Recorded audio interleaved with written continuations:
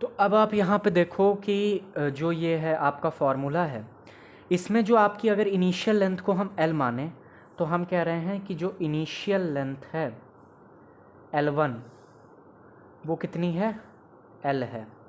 ठीक है, फिर फाइनल लेंथ क्या हो जाएगी, क्योंकि हमने लेंथ को इंक्रीज़ कर दिया है बाय 10%, तो L plus 10/100 into L, percentage से डील करना आता ही होगा। ठीक है, इनिशियल लेंथ ये थी, इसमें 10% ऑफ L और ऐड कर दिया तो फाइनल लेंथ हमें मिल जाएगी, इसको L2 मान लेते हैं। तो ये हमारे पास कितना आ गया, यहाँ से ये कटा तो यहाँ पे हमारे पास आया 0.1, तो ये आ गया 1.1 L। ठीक है, फाइनल लेंथ ये हो गई। अब ज़रा मुझे बताओ कि क्या लेंथ को बढ़ाने से, स्ट्रेच करके वायर को, मान लो हमने वायर को स्ट्रेच किया ऐसे करके, उसकी लेंथ इंक्रीज़ कर गई तो क्या एरिया कम हो जाएगा? लेंथ के इंक्रीज़ करने से एरिया कम होता है कि बढ़ता है? लेंथ के इंक्रीज़ करने से एरिया कम होता है कि बढ़ेगा?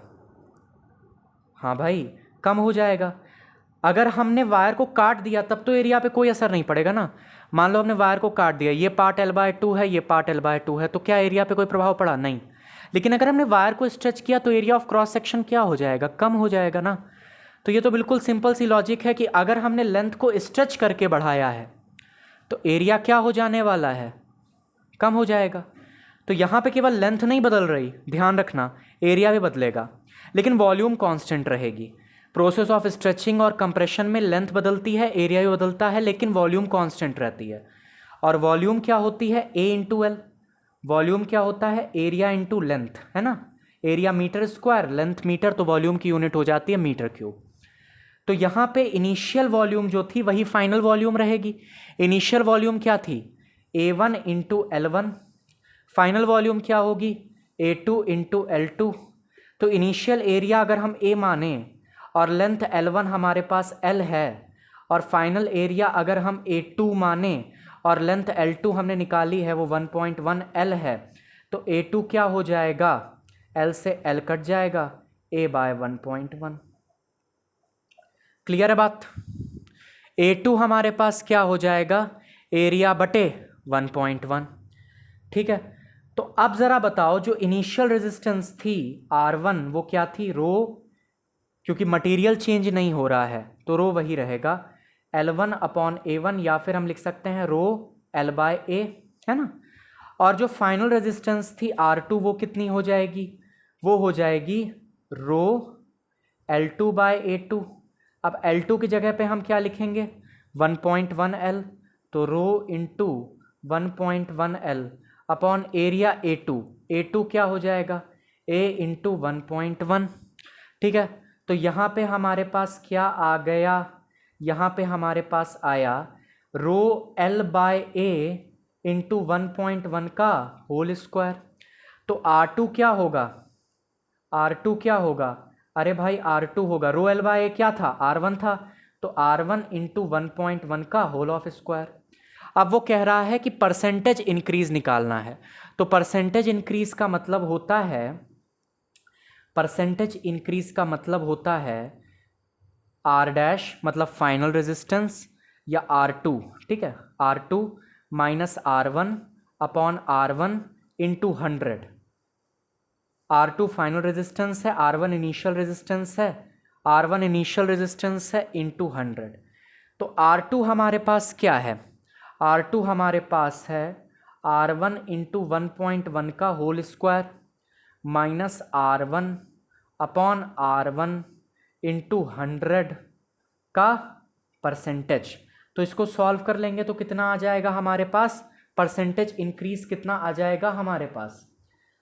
तो देखो 1.1 का जो स्क्वायर होता है, 1.1 का जो स्क्वायर होता है वो कितना आता है, 1.21। ठीक है, तो ये हमारे पास 1.21 माइनस 1, तो ये आ गया 0.21, तो ये 0.21 इंटू 100 हमारे पास कितना आ जाएगा, 21%। तो बस इसको सॉल्व करना था, हमारे पास परसेंटेज इंक्रीज निकल के आ गया। तो मैं आशा कर रहा हूं कि आपको समझ में आया होगा। अब इतना लंबा तो नहीं आता बोर्ड में, ये तो मैंने सैंपल के लिए दिखाया है कि सबसे पहले आप इनिशियल लेंथ लो, इनिशियल एरिया लो, अगर स्ट्रेचिंग की है या कंप्रेशन किया है तो आप फाइनल लेंथ और फाइनल एरिया कैसे निकालोगे? वॉल्यूम को कांस्टेंट करके, जो हमने यहाँ पे किया है, ठीक है। और जब फाइनल एरिया निकल आएगा, ये मत समझना कि लेंथ को घटाने बढ़ाने से, स्ट्रेचिंग या कंप्रेशन करने से एरिया पे कोई असर नहीं पड़ेगा, एरिया भी बदल जाएगा और फिर आप नई वाली रेजिस्टेंस निकाल लो। आप बोर्ड का क्वेश्चन दिखा रहे हैं कैसा आएगा। अब क्वेश्चन देख लो। A wire of 10 ohm resistance is stretch to thrice its original length, 3 गुना लेंथ बढ़ा दी। What will be the new resistivity, या फिर नई रेजिस्टेंस? रेजिस्टिविटी पे कोई असर पड़ेगा क्या? क्या कहीं दिखा कि मटेरियल हमने बदल दिया? नहीं बदला। तो रेजिस्टिविटी तो सेम रहेगी, उस पर तो कोई असर नहीं पड़ने वाला, रेजिस्टिविटी सेम रहेगी। रेजिस्टेंस क्या हो जाएगी? बोलो, न्यू रेजिस्टेंस क्या हो जाएगी? हैं, बताना। तो देखो, लेंथ हमने 3 गुना बढ़ा दी, तो एरिया कितना हो जाएगा? अच्छा, स्ट्रेच करके बढ़ाई है, ऐसा तो है नहीं तार उसमें जोड़ दिया है, स्ट्रेच करके बढ़ाई है, तो एरिया क्या हो जाएगा? 1/3 हो जाएगा। तो हम ये लिख सकते हैं कि क्योंकि वॉल्यूम कांस्टेंट है, क्योंकि वॉल्यूम कांस्टेंट रहता है, इस वजह से A1 into L1 is equal to A2 into L2, because. तो एरिया 1 क्या है हमारे पास? बोलो, एरिया 1 क्या है हमारे पास? A। लेंथ 1 हमारे पास क्या है? लेंथ 1 हमारे पास है L। एरिया A2 क्या है हमारे पास? A2 को A2 ही रहने दो, कोई नाम ना दो। और लेंथ L2 क्या है? 3L, क्योंकि 3 गुना बढ़ गई इनिशियल लेंथ से, तो L से L कट जाएगा, तो A2 क्या आ गया? A/3। मतलब जो इनिशियल एरिया था उसका 1/3 एरिया हो गया। अब तो इनिशियल रेजिस्टेंस क्या थी? R is equal to rho L/A। इसको यहीं पड़ा रहने दो एक कोने में।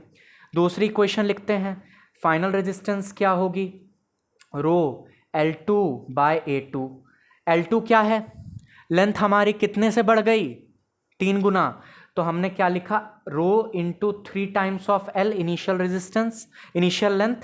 और A2 क्या है? A/3 ये आया था, तो इसकी जगह पे हमने ये डाल दिया, तो क्या आ गया? 9, 3 3 ज़ा 9 होता है, 9 रो L/A।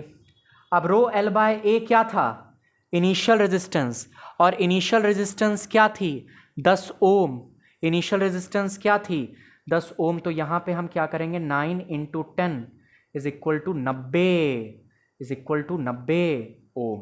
तो फाइनल रेजिस्टेंस हमारी कितनी आ गई? 90 ओम आ गई। तो ये समझ में आया। अब इसी की मैं शॉर्ट ट्रिक एक बता देता हूँ आपको। मान लो फाइनल रेजिस्टेंस निकालनी है और हमने वायर को स्ट्रेच कर दिया और उसकी लेंथ हमने n टाइम्स कर दी। ये फाइनल रेजिस्टेंस है R', this is the final resistance. अगर हमने वायर को स्ट्रेच किया और उसकी लेंथ n टाइम्स कर दी, स्ट्रेच करने पे अगर हमने वायर को स्ट्रेच किया और उसकी लेंथ n टाइम्स कर दी, तो हमारे पास जो फाइनल रेजिस्टेंस आती है वो कितनी होगी? n² R' is equal to n² R। n times कर दी है हमने उसकी लेंथ। तो अब जरा इसी में लगाएंगे, wire of 10 ohm resistance is stretch to thrice its original length. 3 गुना हमने लेंथ को कर दिया है, तो 3 3 ज़ा कितना हो जाएगा? 9 हो जाएगा। R क्या है हमारे पास? इनिशियल रेजिस्टेंस है, तो इनिशियल रेजिस्टेंस हो गई 10 ओम। तो R' क्या आ गया हमारे पास? 90 ओम। R' क्या आ गया हमारे पास? 90 ओम। ठीक है, तो वही तो यहाँ से भी निकला था, तो सीधे सीधे फॉर्मूला ये वाला लगा देते, है ना। इनिशियल रेजिस्टेंस ये है और फाइनल रेजिस्टेंस ये है। n क्या है? कितनी गुना हमने लेंथ को इंक्रीज किया या कंप्रेस करके डिक्रीज किया, कितने गुना हमने लेंथ को कंप्रेस करके डिक्रीज किया, है ना, 1/3, 1/4। तो ये स्ट्रेचिंग और कंप्रेशन के लिए ही ट्रू है। अगर हम वायर को काटेंगे, पीटेंगे, तोड़ेंगे, उसके लिए ये ट्रू नहीं है, क्योंकि उसमें एरिया चेंज नहीं होता, उसमें केवल लेंथ चेंज होती है। मान लो ये वायर है और इस वायर की लेंथ L है और हमने इसको तोड़ा L/2 और L/2 के रूप में हमने इसको तोड़ दिया। तो अगर हमने इसको तोड़ दिया तो यहाँ पर एरिया थोड़ी ना चेंज हुआ, कोई हमने स्ट्रेचिंग और कंप्रेशन थोड़ी ना किया है, यहाँ पे बस लेंथ आधी हो गई।